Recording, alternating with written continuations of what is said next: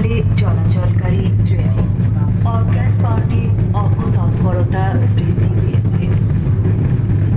যাত্রীবেশে চলাচলকারী অজ্ঞান পার্টির লোকজন ট্রেনে ভ্রমণকারী যাত্রীদের সাথে সাময়িক সখ্যতা গড়ে তোলে।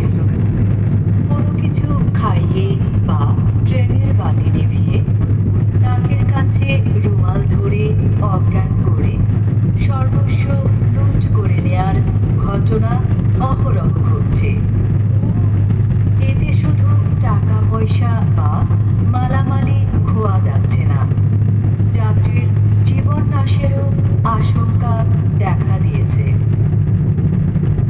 কাজেই ট্রেনে ভ্রমণকালে অপরিচিত সহযাত্রীর নিকট থেকে কোনো কিছু খাবেন না।